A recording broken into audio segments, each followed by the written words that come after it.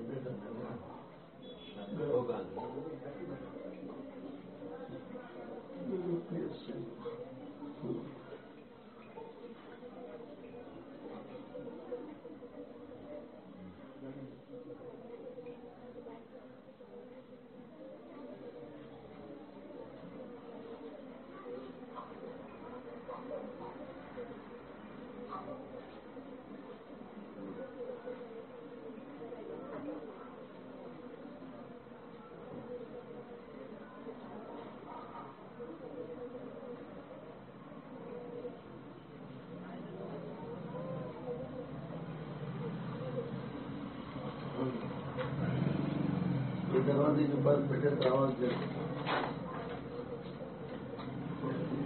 بیٹھے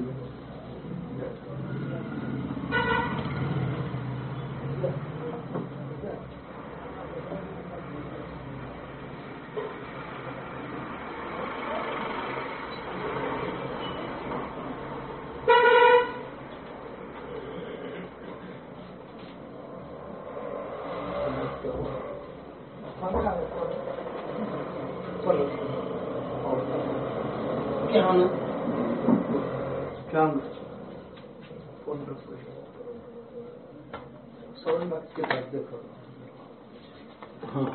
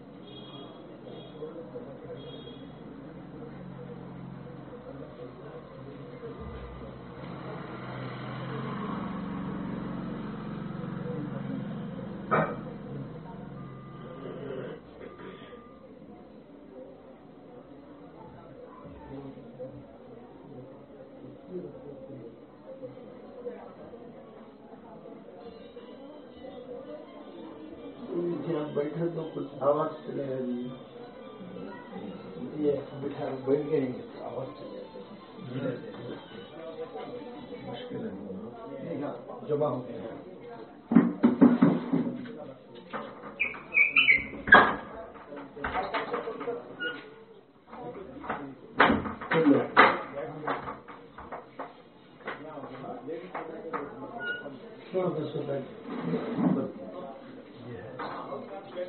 پردے کے پیچھے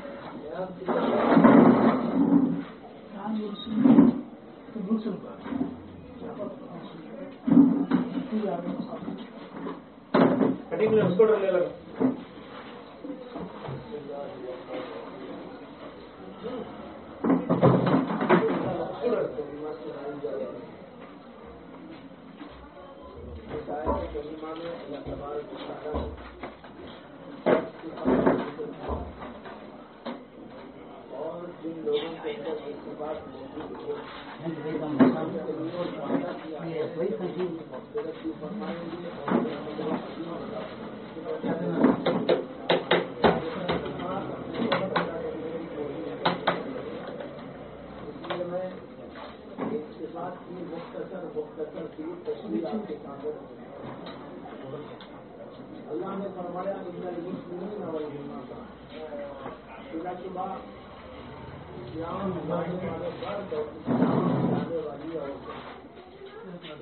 اسلام کا تذکرہ اسلام کہ اللہ تبارک و تعالیٰ نے جو احکام کو عطا کیے ہیں اور احکام پر پابندی کے ساتھ عمل پیرا ہو جاتا درسن نہادن بطاعت اللہ کی اطاعت میں درد اللہ نے بہت سارے احکام جیسے نماز رمضان میں روزے کا حکم ہے مال والوں پر زکات دینے کا اسی طرح مال اگر ہے اور اتنا ہے تو سب کو جانا سب کو جانے کا حکم ہے اس کے علاوہ معاشرت کے احکام اور بہت سارے احکامات اللہ کی طرف سے سارے ہی احکامات پر عمل پیرا ہونے کا نام ہے اسلام. تو سب سے پہلی صفت کی بیان فرمائی ان المسلمین والمسلمات کہ اسلام لانے والے مرد اور اسلام لانے والی عورتیں. دوسری صفت بیان فرمائی والمؤمنین والمؤمنات، مومن مرد اور مومن عورتیں، یعنی ایمان لانے والے مرد اور ایمان لانے والی عورتیں. اس میں ایمان کا تذکرہ ہے. ایمان کہتے ہیں اللہ کی طرف سے رسول اکرم صلی اللہ علیہ وسلم نے جو کچھ ہم کو بتایا بلا چوں چرا ان کو مان لینا. سمجھ میں آئے تو بھی ماننا، سمجھ میں نہ آئے تو بھی ماننا. بہت ساری چیزیں حقیقتیں پیغمبروں کو بتائی جاتی ہیں، پیغمبر ہم کو آ کے بتاتے ہیں. اللہ ایک ہے، وہی مشکل کشا ہے، وہی حاجت روا ہے. بچوں کا دینا نہ دینا اسی کے اختیار میں ہے. صحت اور تندرستی کا دینا اور بیماریوں میں مبتلا کر دینا یہ اسی کے اختیار کی بات ہے. پوری کائنات کا نظام وہی چلا رہا ہے، وہی سب کچھ اپنے اختیار میں رکھا ہوا ہے. وہ جو چاہتا ہے کرتا ہے. کوئی ایسا نہیں جو اس کی قدرت کے اندر دخل دے سکے اور اس کی مشیت کو توڑ سکے. اسے پورا اختیار ہے، وہ جو چاہے کر سکتا ہے. زمین اور آسمان، چاند اور سورج، ان کے مابین کی یہ پوری چیزیں اسی نے پیدا کی اور اسی کے قبضے قدرت کے اندر ہے. یہ ہمارا عقیدہ ہے، ایمان ہے. ایمان اسی کو کہتے ہیں کہ ان سب غیب کی باتوں کو تسلیم کر لیا جائے. بہت سی عورتوں کے اندر ایمان کی کمی ہوتی ہے. کبھی بچے نہیں ہوئے، کسی اور کی طرف ذہن جاتا ہے کہ ان کے پاس جائیں گے تو بچہ ہو جائے گا. بیماریوں کے بارے میں عقیدہ بنا لیتی ہیں کہ فلاں چیز سے ہمیں شفا ہو جائے گی. اس طرح اللہ کو چھوڑ کر غیر اللہ کی طرف نگاہ ڈالنا اور غیر چیزوں کو، غیر اللہ کو مؤثر بالذات سمجھنا، یہ ایمان کے تقاضے کے خلاف ہے. ایمان یہ ہے کہ اللہ کو مانے، ایک مانے، اسے قدرت والا مانے، اسے با اختیار مانے اور اسی کی مشیت اور ارادے پر پوری کائنات کے نظام کے چلنے کو مانے. بیماری کا دینا، بیماریوں کا چھین لینا یعنی صحت کا عطا کر دینا، مال کا دینا نہ دینا، موت کا دینا نہ دینا، جلانا اور مارنا، یہ سب اللہ ہی کے اختیار میں. یہ ہے ایمان. جو ایسا ایمان رکھتے ہیں، پکا ایمان، اللہ نے ان کی تعریف کی اور کہا والمؤمنین والمؤمنات، پکا و سچا ایمان رکھنے والے مرد اور پکا و سچا ایمان رکھنے والی عورتیں. ان کے لیے وعدہ کیا ہے مغفرت کا وعدہ اور اجر عظیم کا وعدہ. اور تیسرے نمبر پر فرمایا والقانتین والقانتات. قنوت کے معنی آتے ہیں اطاعت کرنا. اللہ تعالیٰ کی اطاعت کرنے والے مرد اور اللہ کی اطاعت کرنے والے بندے بلا چوں چرا اللہ کی بات کو مان لیں اور جو حکم ہے، جس طرح حکم اللہ نے دیا ہے اس طریقے پر گامزن ہو جائے. اللہ نے بہت سارے احکامات دیے. میں نے ابھی عرض کیا آپ کے سامنے، عبادت کے احکام بھی اللہ کی طرف سے ہیں، نماز، روزہ، حج و زکوٰۃ وغیرہ. اسی طرح معاشرت کے احکام بھی ہیں. گھروں میں کیسے رہیں، ایک دوسرے کے ساتھ تعلقات کیسے رکھیں، میاں کے ساتھ کیا تعلق ہو، میاں کا بیوی کے ساتھ میں کیا تعلق ہو، ماں باپ کے ساتھ ہمارا رویہ اور سلوک کیا ہونا چاہیے، بڑوں کے ساتھ کیسا ہونا چاہیے، اپنے چھوٹوں کے ساتھ رویہ کیسا ہونا چاہیے، بڑوں کے ساتھ تعظیم کا معاملہ، چھوٹوں کے ساتھ شفقت کا معاملہ. اسی طرح پڑوسیوں کا حق، رشتہ داروں کا حق اور جان پہچان کے لوگوں کا حق، تمام دنیا کے انسانوں کا حق. اسی طریقے پر جو کچھ ہمیں اور آپ کو ادھر ادھر کے تعلقات ملتے ہیں ان تعلقات کے حقوق کو ادا کرنا، اس کو کہتے ہیں معاشرت. آج معاشرت میں ہم لوگ نماز تو پڑھ لیتے ہیں لیکن اللہ کے احکام یہاں آ کے توڑ دیتے ہیں. معاشرت کا مسئلہ آیا میاں اور بیوی کے تعلقات کا اور بہو اور ساس کے تعلقات کا ماں باپ اور بچوں کے تعلقات کا، پڑوسیوں کے تعلقات کا، رشتہ داری کے تعلقات کا، تو یہاں پر آ کر ہم بہت سارے احکامات توڑ دیتے ہیں۔ قانتین کے اندر یہ بھی داخل ہے کہ جہاں جو حکم اللہ نے دیا اس کو مانو، اس کی اطاعت کرو، چاہے وہ نماز روزے کا حکم ہو، چاہے اس کے علاوہ دیگر چیزوں کے بارے میں اللہ کا حکم ہو، ان سب چیزوں کو مان کے چلنے کا نام ہے قنوت۔ لیکن میری ماں اور بہنوں، بہت سارے لوگ تو نماز روزے ہی میں غفلت کر دیتی ہیں، نماز کی پابندی نہیں، تلاوت کی پابندی نہیں۔ اگر ہم قنوت کو اختیار کر لیں، سچے اور پکے مسلمان بندے بن کر اللہ کی اطاعت گزاری کریں، تو گھروں کے اندر تو بڑی رونق ہوگی، گھروں کے اندر سکون اور آرام اور اطمینان نصیب ہوگا۔ آج جو بے سکونی کی کیفیت گھروں کے اندر دکھائی دیتی ہے، جھگڑے اور فسادات کا سما جو دکھائی دیتا ہے، اور آپسی اختلافات کی جو فضا دکھائی دیتی ہے، ان ساری چیزوں کی وجوہات یہی ہے کہ ہم لوگ اللہ کی اطاعت کو چھوڑ چکے ہیں۔ اللہ کی اطاعت صرف نماز میں نہیں ہے، صرف روزے تک محدود نہیں ہے، صرف عبادت تک نہیں ہے، بلکہ معاشرت میں بھی ہے، اخلاق اور کردار میں بھی ہے۔ اگر ہم معاشرتی احکامات کو اختیار کر لیں اور ایک دوسرے کے حقوق کو ادا کریں اور اخلاقیات کو اختیار کریں اور پاکیزہ زندگی اور پاکیزہ اور بلند اخلاق کا نمونہ پیش کریں، تو پھر دنیا کے اندر سکون کی فضا قائم ہو جائے۔ تو اس لیے کہا والقانتین والقانتات، اطاعت گزار مرد اور اطاعت گزار عورتیں، جو تمام کے تمام احکامات میں اللہ کی اطاعت اور اللہ تبارک و تعالی کی بیان کردہ احکامات کے اوپر عمل کرتے رہتے ہیں، ان کے لیے بھی وعدہ ہے کہ ان کے لیے مغفرت ہے اور اجر عظیم ہے۔ اس کے بعد میں کہا والصادقین والصادقات، سچ بولنے والے مرد اور سچ بولنے والی عورتیں۔ اس کے اندر سچائی کی تعریف ہے کہ مسلمان مرد کو سچا ہونا چاہیے، مسلمان عورت کو بھی سچ کا لحاظ رکھنا چاہیے، جھوٹ کو اپنے قریب آنے نہیں دینا چاہیے۔ جھوٹ کی بہت سی قسمیں ہیں۔ ایک قسم یہ ہے کہ ایک آدمی غلط بیانی کرتا ہے، بات کچھ ہے اور کچھ کہتا ہے، یہ بھی ہے جس کو کہتے ہیں جھوٹ۔ غیبت جو کی جاتی ہے یہ بھی بڑی غلط چیز ہے، چغلیاں کھائی جاتی ہیں یہ بھی اسی کے اندر داخل۔ اس طریقے پر بہت ساری چیزیں جھوٹ کے اندر داخل ہو جاتی ہیں۔ اللہ کا حکم یہ ہے سچ بولو، ہمیشہ سچائی کے اوپر قائم رہو۔ جب سچ بولتا ہے انسان تو سچوں میں لکھا جاتا ہے، جھوٹ بولنے والے کو اللہ جھوٹوں میں لکھ لیتے ہیں۔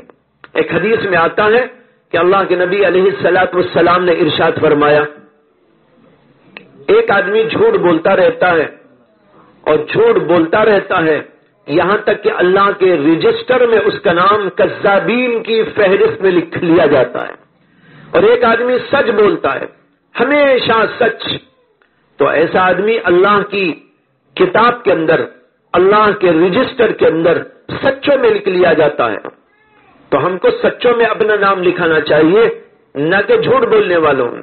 تو معلوم ہوا سچ بولنا یہ اللہ کو بہت اچھی اور پیاری صفت معلوم ہوتی ہے۔ اللہ تعالیٰ نے اس کا تذکرہ کیا والصادقین والصادقات، آگے کہا والصابرین والصابرات، صبر کرنے والے مرد اور صبر کرنے والی عورتیں۔ صبر کا موقع انسان کی زندگی میں ہر وقت پیش آتا ہے، عورتوں کو بھی پیش آتا ہے، مردوں کو بھی پیش آتا ہے، اور کبھی مردوں کی جانب سے عورتوں کو پیش آتا ہے تو کبھی عورتوں کی طرف سے مردوں کو پیش آتا ہے، ایک خاندان والوں کی طرف سے دوسرے خاندان والوں کو پیش آتا ہے، اور کچھ لوگوں کی طرف سے دوسرے لوگوں کو پیش آتا ہے، اور کبھی دوستوں کی طرف سے پیش آتا ہے تو کبھی غیروں کی طرف سے پیش آتا ہے۔ یہ مرحلہ انسان کی زندگی میں سبھی لوگوں کو پیش آتا ہے۔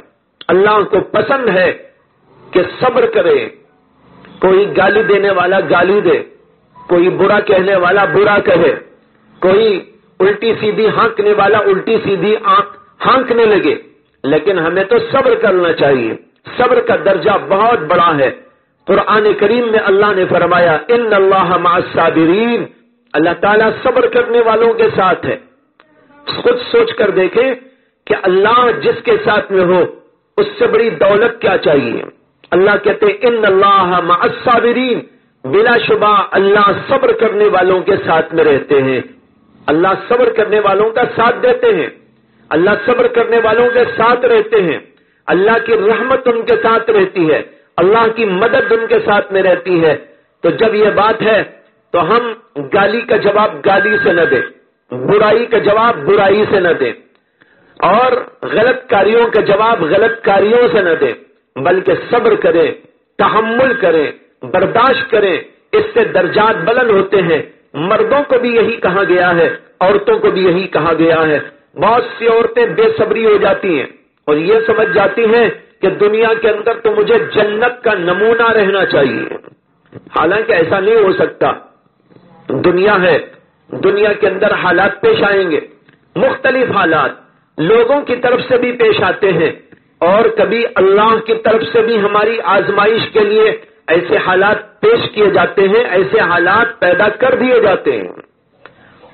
کسی کا انتقال ہو جاتا ہے، بیماریاں آ جاتی ہیں، تکالیف پیدا ہو جاتی ہیں.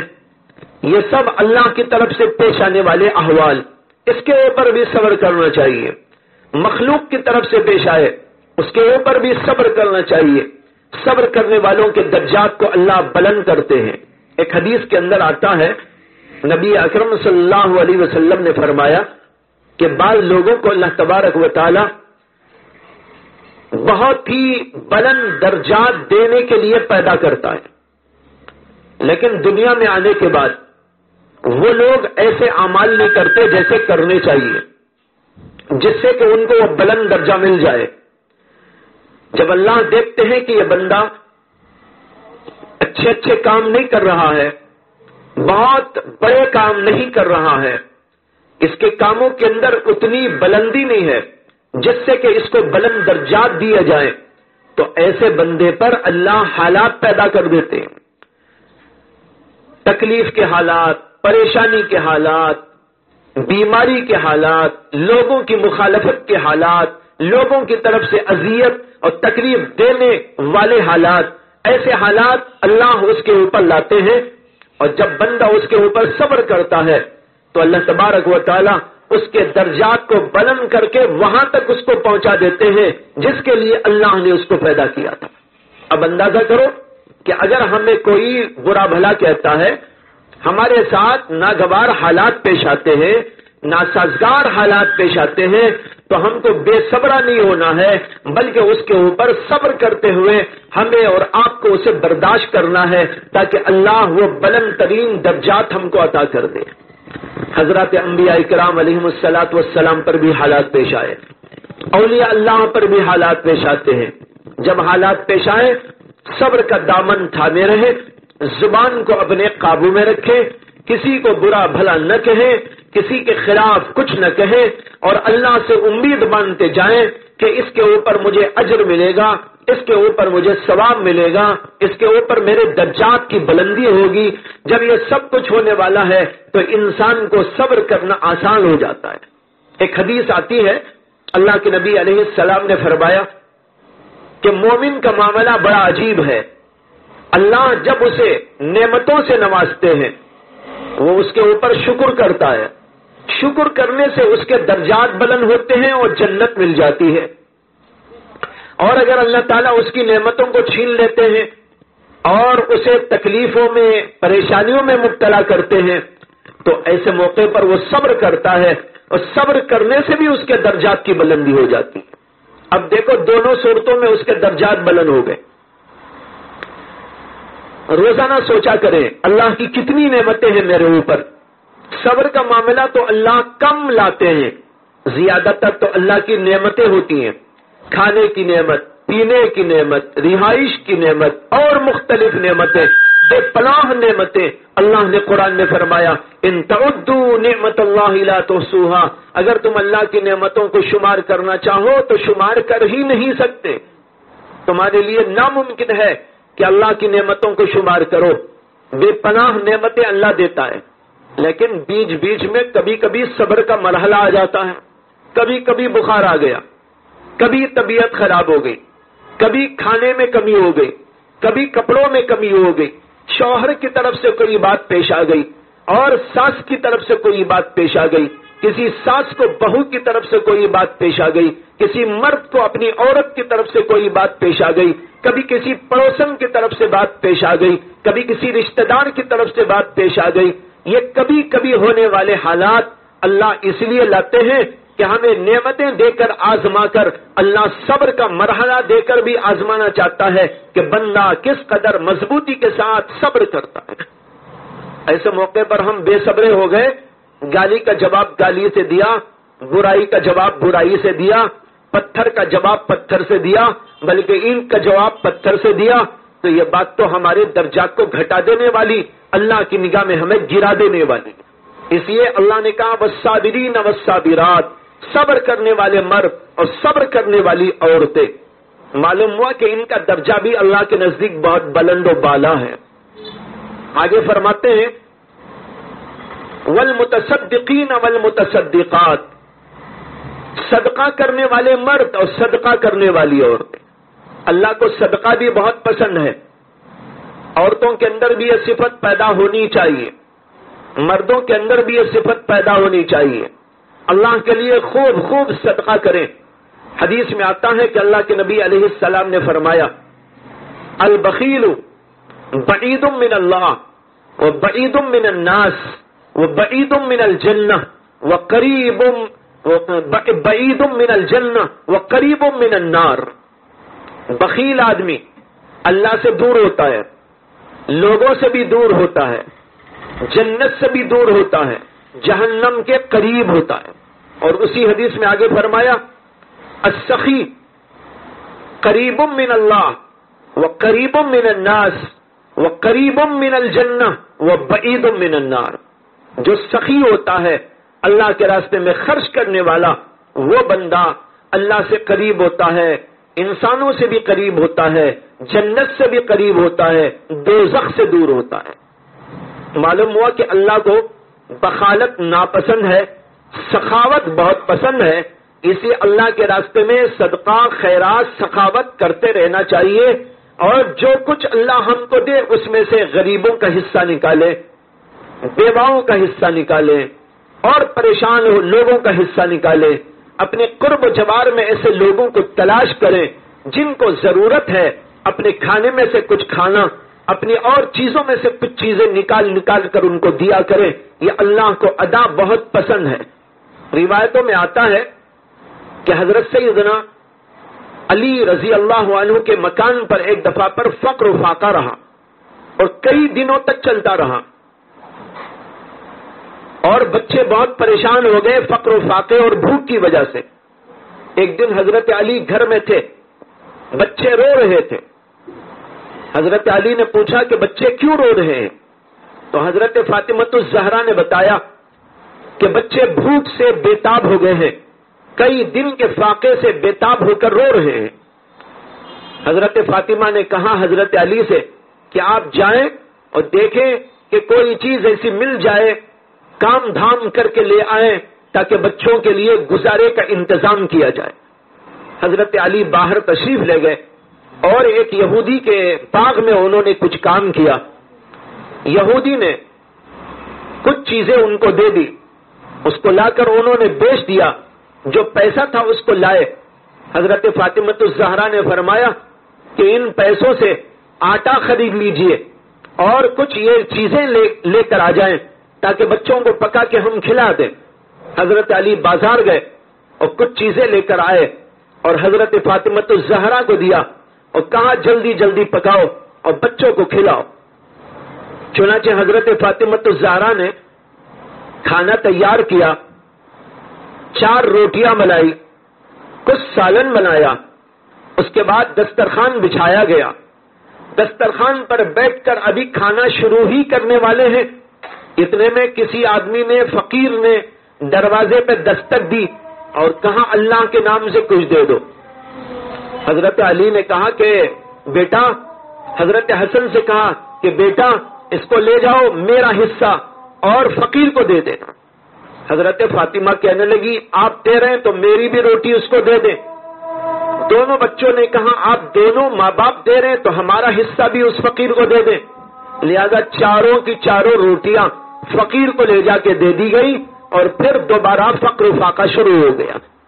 یہ حضرات ایسے تھے، خود فقر و فاقہ برداشت کرتے تھے اور دوسروں کو دیا کرتے تھے، اور آج ہمیں ایسی نوبت تو نہیں اللہ نے رکھی ہے، بہت کھلا رہا ہے، بہت پلا رہا ہے، بہت عطا کر رہا ہے، بلکہ فضول کی حد تک ہم کو اللہ نے دیا ہے۔ اس میں سے کچھ چیزیں بچا بچا کر غریبوں کی امداد کرنا، نصرت کرنا، صدقہ و خیرات و سخاوت کرتے رہنا، یہ بات بہت اچھی بات ہے۔ اس لیے اس بات کی کوشش کرنی چاہیے۔ اس کو اللہ نے کہا والمتصدقین والمتصدقات، آگے ہے والخاشعین والخاشعات، خشوع والے مرد اور خشوع والی عورتیں۔ نماز پڑھتے ہیں تو خشوع کے ساتھ پڑھنا چاہیے۔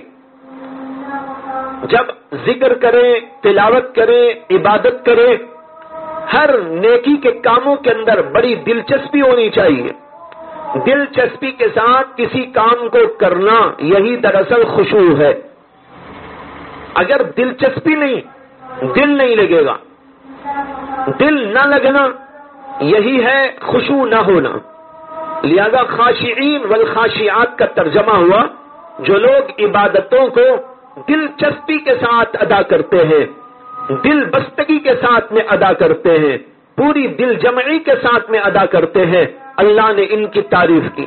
لہذا جب نماز پڑھیں پورے خشوع کے ساتھ نماز، دلچسپی کے ساتھ میں نماز، ایسا نہیں کہ تڑخانے کے لیے کھڑے ہو گئے، نماز میں کھڑے ہیں لیکن سارے کا سارا ذہن کسی اور طرف، تو معلوم ہوا دلچسپی نماز میں نہیں ہے، دلچسپی کسی اور چیز میں ہے۔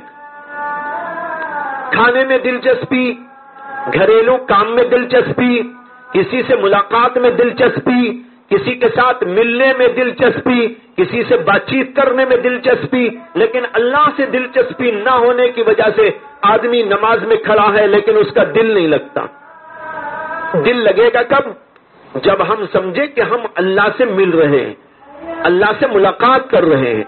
ایک حدیث میں آتا ہے کہ جبریل امین علیہ السلام نے رسول اکرم صلی اللہ علیہ وسلم سے پوچھا تھا مل احسان، احسان کسے کہتے ہیں؟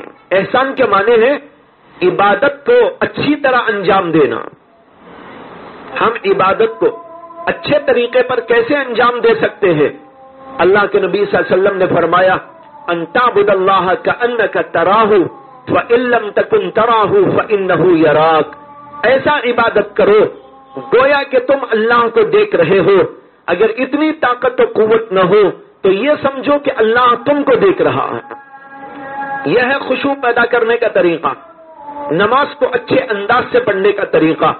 نماز پڑھیں پوری دل جمعی کے ساتھ، پہلے تو سارے کاموں سے فراغت پالیں، ان کو دل سے نکال ڈالیں، دل سے نکال کر پوری دل جمعی کے ساتھ نماز پڑھنے کے لیے کھڑے ہوں، اور ایسا کھڑے ہوں کہ بس مجھے تو اسی کام کے لیے اللہ نے پیدا کیا ہے۔ اگر ہم دل میں یہ سمجھتے ہیں مجھے وہ کام ہے، مجھے وہ کام ہے، مجھے وہ کام ہے، نماز میں دلچسپی نہیں پیدا ہوگی۔ یہ سمجھ کر نماز پڑھیے کہ مجھے تو اللہ نے اسی کام کے لیے پیدا کیا ہے، باقی دنیا کے کام تو ہو گئے تو ہو گئے، نہ ہوئے تو نہ ہوئے، کوئی مذائقہ نہیں، لیکن میری نماز تو بہت اچھی ہونی چاہیے۔ یہ ہے خشوع اور خضوع کے ساتھ نماز۔ والخاشعین والخاشعات والمتصدقین والمتصدقات، آگے ہے والصائمین والصائمات، روزہ رکھنے والے مرد اور روزہ رکھنے والی عورتیں۔ اللہ کو روزہ بھی بہت پسند ہے، رمضان کے روزے تو فرض ہیں، اس کے علاوہ بھی وقتاً فوقتاً نفل روزے رکھنے کا اہتمام، یہ دل کو پاک کرتا ہے، صاف کرتا ہے، اور دل کے اندر سے کدورتوں کو نکالتا ہے، شہوتوں کو نکالتا ہے، اور اللہ کا تقوی پیدا کرتا ہے۔ اسی لیے قرآن میں اللہ نے کہا یا ایھا الذین آمنوا کتب علیکم الصیام کما کتب علی الذین من قبلکم لعلکم تتقون، تمہارے اوپر روزے فرض کیے گئے ہیں تاکہ تم تقوی والے بن جاؤ۔ معلوم ہوا روزے سے تقوی پیدا ہوتا ہے، اس لیے کبھی کبھی رمضان کے علاوہ بھی روزہ رکھنے کی کوشش کریں۔ مہینے میں 3 دن کے روزے، جس کو ایام 20 کے روزے کہتے ہیں، 13ویں تاریخ، 14ویں تاریخ، 15ویں تاریخ، ہر مہینے کی چاند کی ان تاریخوں میں روزہ رکھنا رسول اکرم صلی اللہ علیہ وسلم کا معمول تھا۔ عورتیں بھی رکھ سکتی ہیں، مرد بھی رکھ سکتے ہیں، بہت اچھا کام ہے۔ آگے کہا والصائمین والصائمات والحافظین فروجہم والحافظات، اپنی شرمگاہوں کی حفاظت کرنے والے مرد اور شرمگاہوں کی حفاظت کرنے والی عورتیں۔ پاک دامنی عورت کی سب سے بہترین صفت ہے۔ عورت کے اندر کچھ ہو کہ نہ ہو، لیکن اگر اس کے اندر یہ بات موجود ہے تو وہ عورت واقعی جینین ہے، وہ عورت سب سے زیادہ اونچی اور سب سے زیادہ بہترین ہے۔ اللہ نے خاص طور پر اس صفت کا ذکر کیا، والحافظین فروجہم والحافظات، مرد کے لیے بھی ایک خصوصیت کی بات، عورت کے لیے بھی بہت ہی بہترین صفت ہے، اور اسی لیے حکم دیا گیا پردے کے ساتھ میں رہے، اس لیے کہ پردے کے ساتھ میں رہیں گے تو پھر اپنی عفت اور عصمت کو برقرار رکھ سکیں گے۔ اگر پردہ نہیں رہے گا تو پردہ گیا تو سب چلا جاتا ہے، اس لیے پردے کی بڑی اہمیت ہے۔ قرآن میں اللہ نے حکم دیا قل للمؤمنین یغضوا من ابصارہم ویحفظوا فروجہم، قل للمؤمنات یغضضن من ابصارہن ویحفظن فروجہن، مسلمان مردوں کو حکم دے دے، مسلمان عورتوں کو بھی حکم دے دے، وہ اپنی نگاہوں کو نیچا رکھیں اور شرمگاہوں کی حفاظت کریں۔ اس سے معلوم ہوا پردے کا لحاظ ہے، نہ مرد عورت کو دیکھے نہ عورت مرد کے اوپر نگاہ ڈالے۔ جس قدر پابندی ہوگی اسی قدر عصمت اور عفت کی برقراری کے اندر جو ہے راستہ ملے گا، پائیداری ملے گی، اور یہ حفاظت کے ساتھ رہنا نصیب ہوگا، ورنہ تو بے پردگی انسان کو معلوم نہیں کہاں سے کہاں تک لے جاتی ہے۔ آج عورتوں کے اندر بہت بے پردگی کا معاملہ ہو گیا، بے پردگی عام ہوتی جا رہی ہے۔ انگریزوں نے ان کو باہر نکالا، ان کو یہ پٹی پڑھائی کہ تم مردوں کے شانے بشانے چلو، تم مردوں کے برابر ہیں، قرآن سے بڑھ کر آپ کو کوئی بھی برابری نہیں دے سکتا، دین اسلام سے بڑھ کر عورتوں کو کوئی بھی مرد کے برابر نہیں قرار دے سکتا۔ دیکھیے میں نے جو آیت ابھی پڑھی اس کے اندر مردوں کے شانے بشانے عورتوں کو کھڑا کیا گیا۔ ان المسلمین والمسلمات والمؤمنین والمؤمنات والقانتین والقانتات والصادقین والصادقات، دونوں کو برابر برابر جوڑ کے بتایا گیا، لیکن ہر ایک کی ذمہ داریاں الگ ہوتی ہیں۔ عورت کی ذمہ داری گھر کے اندر کی اور مرد کی ذمہ داری گھر کے باہر کی۔ غیر لوگوں نے یہ پٹی پڑھائی کہ عورت کو بھی گھر سے باہر نکالنا چاہیے اور مردوں کے دوش بدوش اس کو چلانا چاہیے، حالانکہ ایک دھوکہ ہے، اور لوگوں کو دھوکے میں مبتلا کرنے کے لیے مساوات کے عنوان سے، برابری کے عنوان سے یہ نعرہ پیش کیا گیا، اور عورتیں بہک گئی۔ ہماری مسلمان عورتوں میں سے بھی بہت سی مسلمان عورتیں بہک کر یہ کہنے لگی کہ ہم کو بھی باہر جانے کا حق دینا چاہیے۔ باہر جانے کا حق دینے کی بات یہ وہ لوگ کرتے ہیں جن کے دلوں کے اندر کوئی اللہ کا خوف نہیں ہوتا، اور یہ بھی میں عرض کر دوں کہ جن کے دماغوں کے اندر کوئی عقل بھی نہیں ہوتی، ورنہ تو مرد کا کام الگ، عورت کا کام الگ، دونوں کی الگ الگ ذمہ داریاں، دونوں کو اللہ تعالیٰ نے الگ الگ مزاج دیا، دونوں کو اللہ تبارک و تعالیٰ نے الگ الگ